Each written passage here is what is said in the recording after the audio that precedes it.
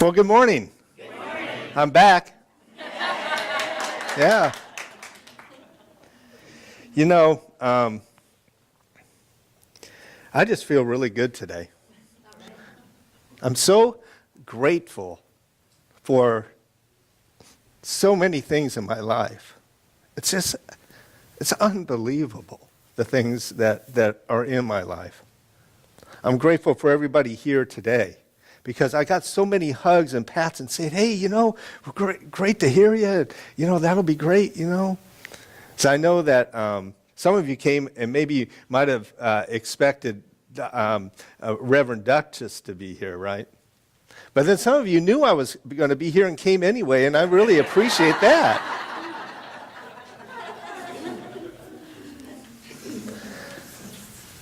But I have a lot to be grateful for. Just here at the center, Sandy was there. She laid everything out. We're going to do this and this and this and lay it all out for me. And I said, Sandy, you were so detailed. I really appreciate that. But you were late. No. Actually, she just had to take a little break. And it doesn't matter. It's all good. And then there's Polly Joy. And Polly reminds me of Radar on MASH. She doesn't look like him or anything like that, but she seems to know what you need before you even know it. It's awesome, and it's such a comfort, and it's so supportive to have that feeling, and to know that that person's there. And then I have a really great family too. I have 2 daughters and a son. And my daughters just seem to get more and more beautiful every day. And I'm very, very proud of my son. And then, of course, my wife, who's here today, who also does the book work for the church. And I so appreciate her in so many different ways. But I have to tell you, there's one thing I want to share with you about my wife. Well, first of all, she said to me before we started, she said, "Are you nervous?" And I said, "I wasn't." Do I need to get nervous now? I don't know. But my wife, when it comes to directions, has no sense of direction. Well, I won't say no, but not very little. I mean, we go out of a mall store, and she's not really sure even which way to turn. However, if there's anything that you need to find in the house, she knows exactly where it is. It's amazing. And I mean exactly where it is. So the other day I lost my keys, and I'm looking around and I say, "Honey, have you seen my keys? Do you know where they are?" And we've asked her so many times for where things are that she's kind of getting tired of it, I think. So she said, "This is where you last put it." Okay, I got it. So I'm going to have to look a little more. So I'm looking around, and I'm checking this and that out. She says, "Well, look on the dresser." Are they on the dresser? And, I was pretty sure that I had left my keys over by the telephone, and somebody had used them and misplaced them. So I go and I look on the dresser. No, they're not on the dresser. "Well, did you check this? Did you check your pockets? Did you blah, blah, blah?" She said, "Okay, I'll help you." So she gets up, she walks over to the dresser, and she picks the keys up. And I'm like, how did that happen? I mean, I just looked at it, and they weren't there. But you know what? I didn't expect them to be there. Okay? And I think sometimes what happens is we don't expect something to be there, so we miss it. And so I was thinking, what else am I missing? Because I'm not expecting it to be there.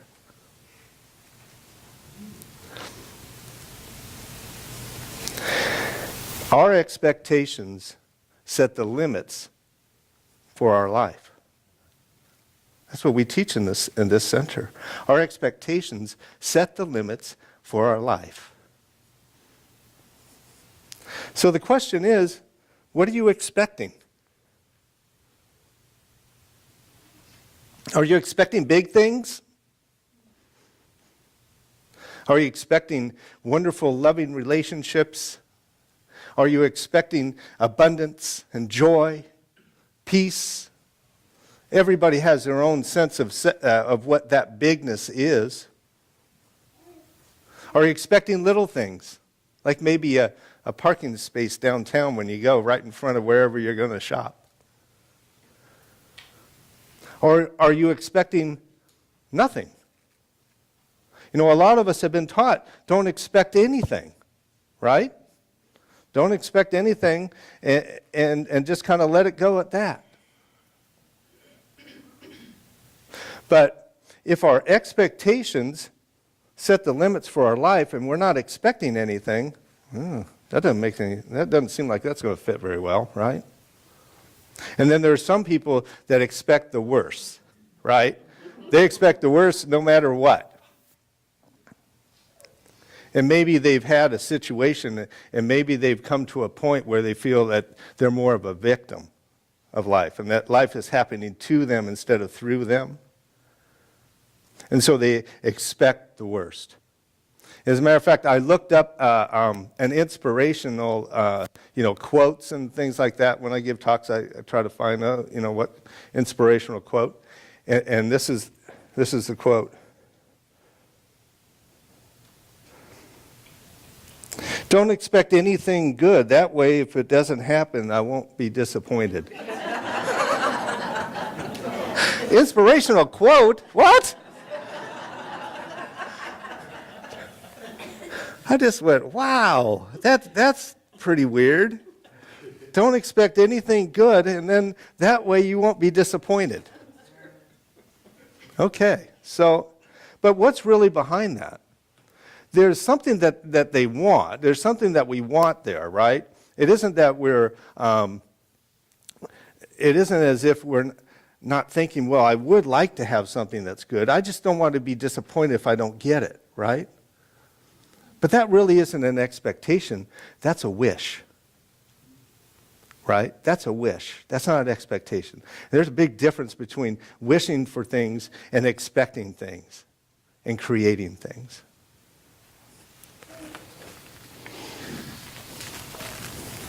But what are our expectations connected to? In other words, what do we need to have what do we need to have or do before we have an expectation? An idea. Thought. Belief. Feeling. Faith. Inspiration. I liked it all. But since it's my talk, I'm going to tell you. In a minute. More dramatic this way. We need to make a decision. We need to make a decision. And from the time we were little, like that guy, we're taught to make decisions, which is a good thing, because making a decision is a way of expressing your power. So that's a good thing to make decisions. And we're taught to make decisions. And I think some of the kids become so good at making decisions, they tend to run the household, right? I know that's how it was for us when ours were really little, especially. So making a decision is a good thing. It's a way that we express our power, but there's something that's connected to all the decisions that we make. Anyone want to take a stab? We make a decision, there's a consequence, right? Which is good. An outcome, yes. But for my talk, it's a consequence.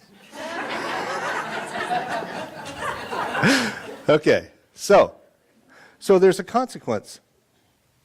And that consequence is something that we create. We're creating that consequence. So what are we doing? We're expressing our power by making a decision. And we have the consequence, which is something that we are creating.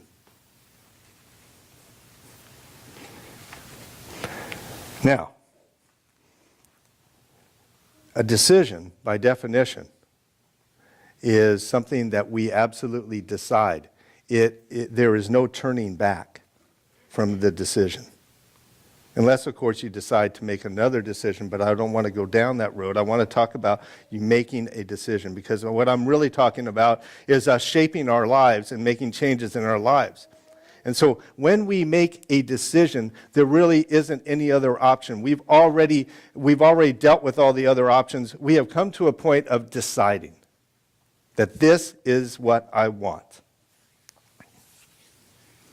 Because when we then turn around or we turn back on that decision, we're back to having a wish again. Okay? We're back to wishing instead of deciding and creating. So if we make a decision for a certain aspect of our life, something that we want to bring into our lives, what must our expectation for that decision be? What's that? That we're going to get it. Success. Anything else? Yes? What about true expectations and false expectations? I'm not really sure what you mean. Well, there's, you can live up to a false expectation, or is that expectation something within your grasp?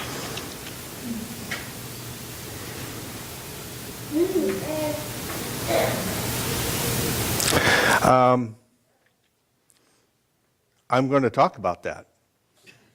Actually, that's a very good question, and I'm going to address that in a minute or two. Okay? I wasn't clear what you were saying, but now I get it. Okay. You see,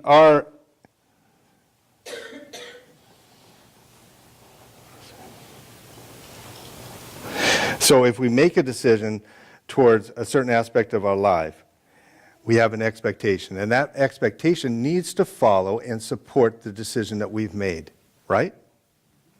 And so, as you said, we need to be clear about it. We need to be sure about it. We need to be positive about it, which then brings us to this whole idea or this concept of positive thinking. Okay? Positive thinking was brought to us by Norman Vincent Peale in the 50s, I believe it was, where he wrote a book, The Power of Positive Thinking, which a lot of people think is a really wonderful thing. However, it doesn't work. What? What do you mean it doesn't work? You just said that you had to have, you need to be positive about whatever it is to support your decision. You have to look at positive thinking. Because positive thinking, if not handled in the proper manner, is no more than a wish. There's a difference between positive thinking and positive expectations. Okay? Positive expectations means that you have made a decision and you are not moving from that decision. You are steadfast on that decision. And the positive expectation is acting as if. 100% of your thought, of your action, of your speaking, of everything that you are, all of your energy, 100% of it is put towards knowing that that already is. As if. That's a positive expectation, and it's different than positive thinking. Positive thinking is a wonderful thing, but it's not complete enough. It is not what we do here. What we do is we have positive expectations. And when we connect our positive expectations to our decisions, then we get some results.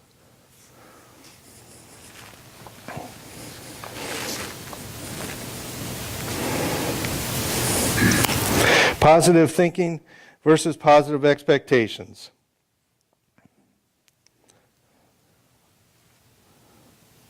A positive expectation means that we have focused completely and there is no other, oh shoot, I'm sorry, my friends. Okay. Sorry, I got a little bit ahead of myself there. So we have these positive expectations. And these positive expectations are connected with our decision making. and we place 100% of our thought, 100% of our energy in making those positive expectations so. Now, what happens when doubt enters the picture? What happens when doubt enters the picture? Has that ever happened to anybody? Right?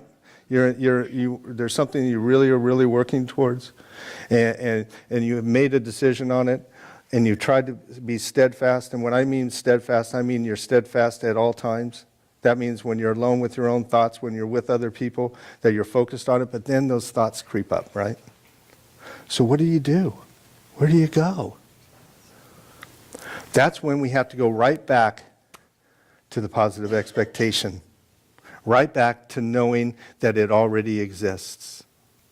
Right back to identifying whatever it is that's creeping up and looking it straight in the eye and saying, you are no longer my truth. That is no longer my truth. My truth is this now. And you're making the shift. Now, why do we need to do that? What's the point of all that? Because there is a creative process. And what we know is that we are the sum. Our lives is the sum of all of our thinking and all of our thoughts. Okay, so what I want you to imagine a big vat, okay? Big vat. And inside this vat are all of the thoughts that you've ever had and beliefs that you've ever had since you were born. And probably even some race consciousness in there too. That is your subconscious. Okay, and it's bubbling up, and it's got all kinds of stuff. And you know, my subconscious vat is filled with a lot of good things because I have a lot to be grateful for, and I have a wonderful life, I have a wonderful wife, and I have kids, and I've got this wonderful community, and so on and so forth.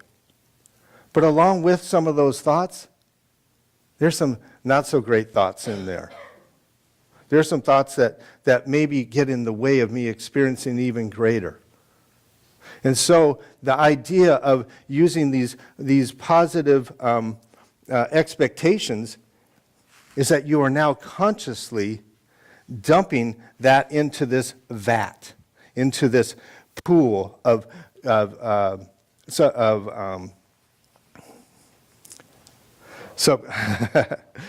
your subconscious thoughts. And what you're doing is you're creating this potion, if you will. And you're stirring it up, and you're changing the flavor of your subconscious. By way, you're consciously changing the flavor of the subconscious. You do that through your positive expectations. And then when you hit what they call the 51%, you know what you've heard of that 51%? Where you believe it more than you doubt it. That's when you begin to start seeing change in your life. That's when you begin to see that whatever decisions that you have made, it has created a change.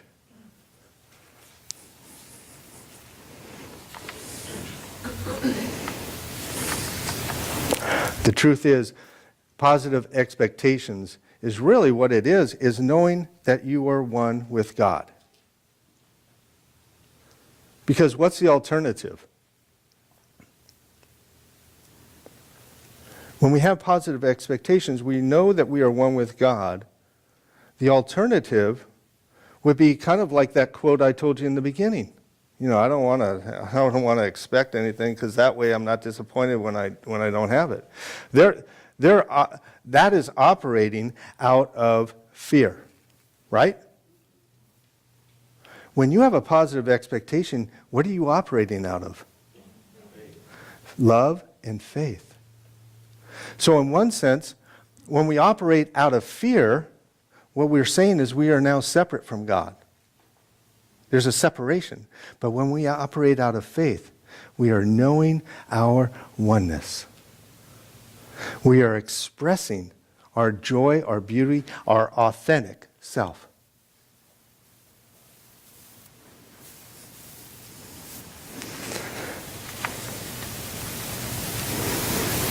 You know, we are constantly having different expectations, whether we realize it or not, and demonstrating all the time too. Would you agree? We demonstrate things. I mean, you guys had an idea that you're going to come to the center, and that thought or decision then led to different consequences, and now here you are. We make decisions all the time, all day long, minute by minute, moment by moment. I know for me, every morning I take my daughter Mallory to school, and I'm always rushing her because I don't want to get stuck in the traffic, right? And so what I noticed was I'm putting so much pressure on rushing that I'm not enjoying one bit of the experience. So I decided, you know what, it's time for me to have a different experience. And so I thought to myself, you know what? Why don't I expect something different? That I'm going to be on time. I'm going to expect that I'm going to have a really good time, bonding time with my daughter while we go to school.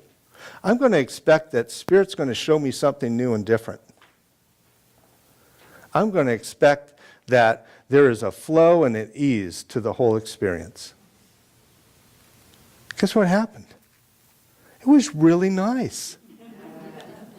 My daughter, because she could sense my lack of anxiety, that I was calm and comfortable, she didn't blast the music really loud so she couldn't hear me. You know what I mean? We have the ability to change our expectations in moment by moment.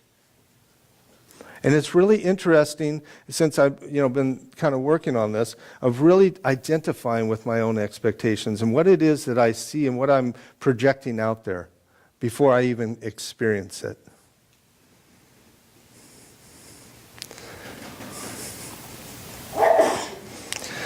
We have these different expectations moment by moment. The issue, really,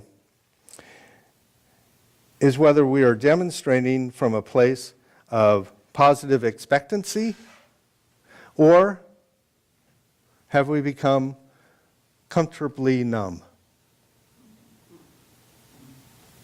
For those of you that are Pink Floyd fans, you'll know what I'm talking about. Hello? Is anybody in there? Comfortably numb. Well, you say, what do you mean by comfortably numb? We are constantly inundated with information, right? And a lot of times, we simply take certain things at face value. We may take, just because it's a doctor and a doctor says certain thing, that now enters into our consciousness and then becomes into our subconscious. It can happen with a psychiatrist, a psychologist, a minister, TV, CNN, Fox News, all kinds of, your friends, your family, your mom, your dad. We can become comfortably numb when we allow these different ideas and thoughts to enter into our subconscious without filtering it.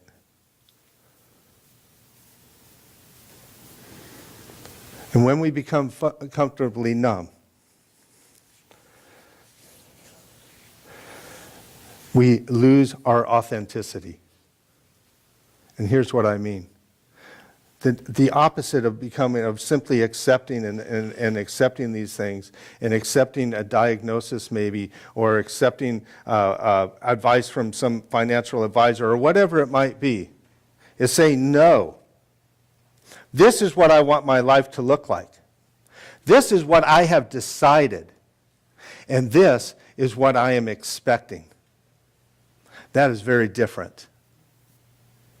My son, Matthew, who's 25, I know that most of you have seen my daughters around, but you haven't, probably not very many of you have seen my son, because he hasn't come around for a long, long time. But my son, Matthew, grew up, and he just a really, really brilliant mind. I mean, I don't know where he came from, really. He is really out there, okay? Just an amazing kid. And so, of course, as a dad, I had my own expectations for him, for his future, right? As a religious scientist, I knew that I needed to back off of that, okay?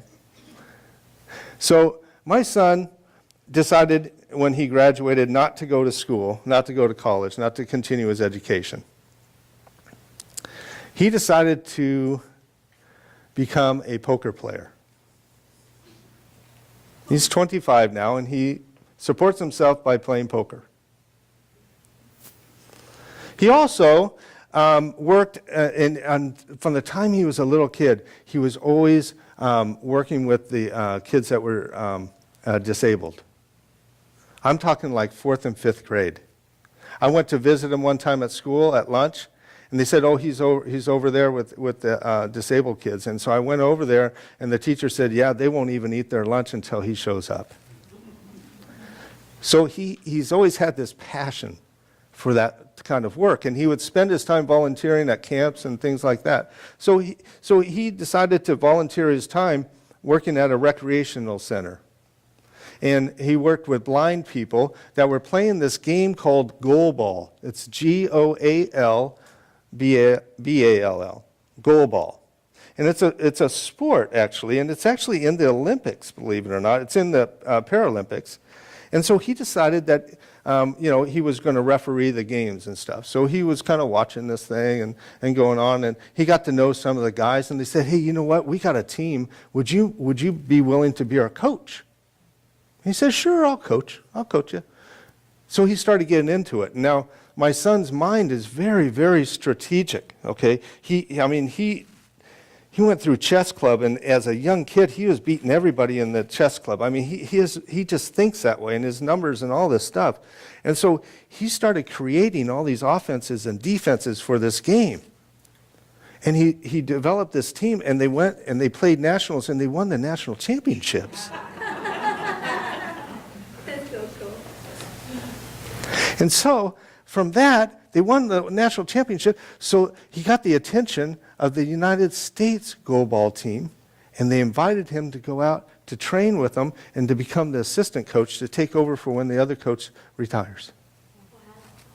And so he accepted it. And now he flies all over the world. I'm not kidding. He is everywhere. He was in Barcelona. I called him, he was in Barcelona when they won the World Soccer Championship. He's like, Dad, I got to go. This is a party, man. This is going to be fun, right? He's been to Spain, Lithuania. He just got back from Pakistan. All through South America, Canada, you name it. It's amazing. Who am I to decide what he should do, right? Right? Right?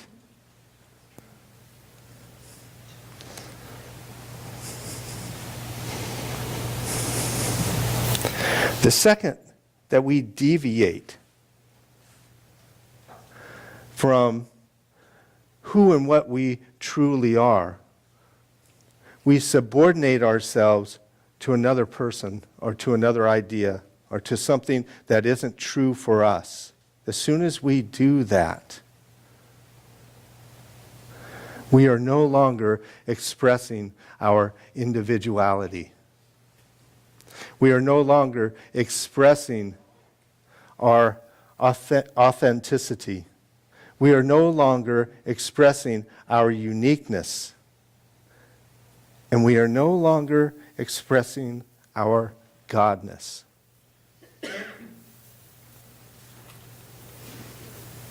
Being in touch with that true self.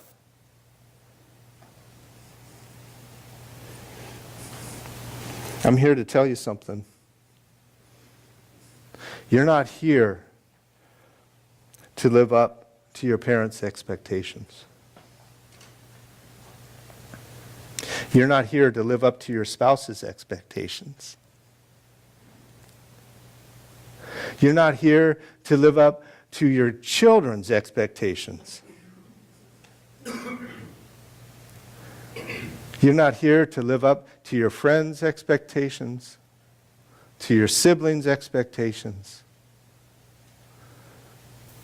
You're not here to live up to your minister's expectations. You're not here to live up to God's expectations.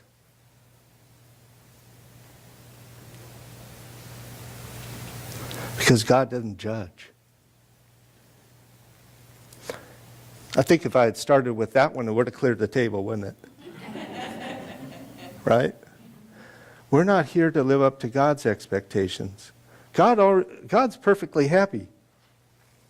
We already have all that we need. And God looks at us and knows the purity and the love and the grace and I mean, we are of God. There's nothing wrong with us. There's nothing wrong.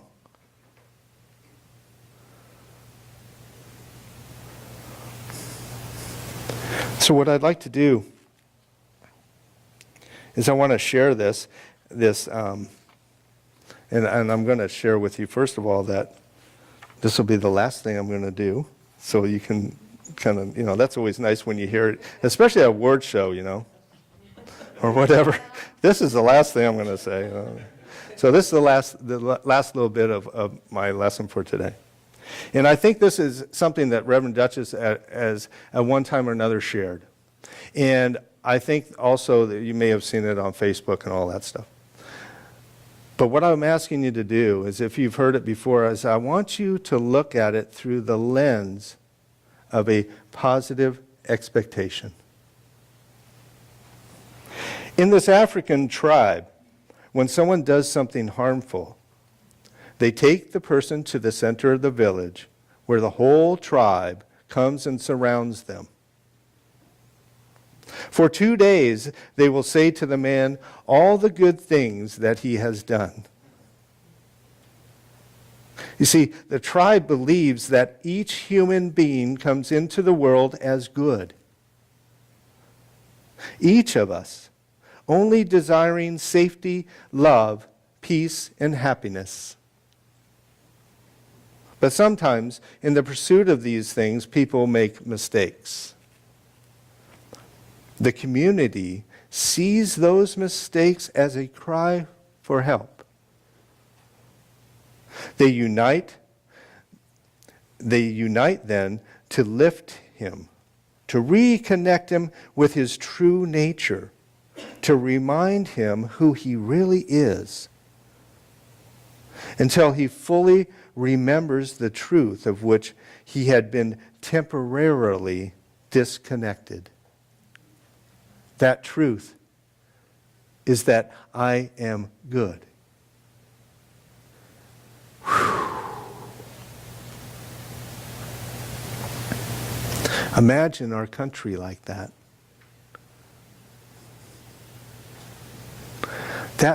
That decision that this tribe has made, that we are good. And the way that they carry themselves out is simply a positive expectation of that truth, simply knowing it to be so. Imagine our country being like that.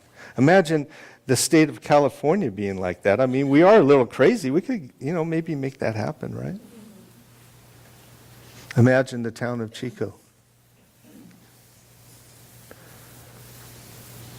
Imagine this center.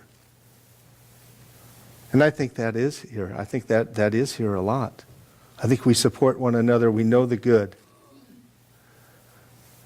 Imagine your home and your family. And I think about that with my children when they make a mistake. Imagine yourself.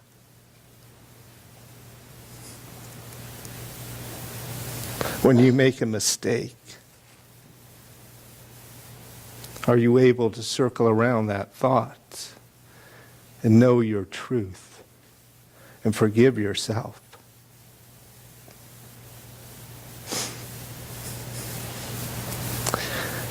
Because until it happens there, it's not going to happen anywhere else.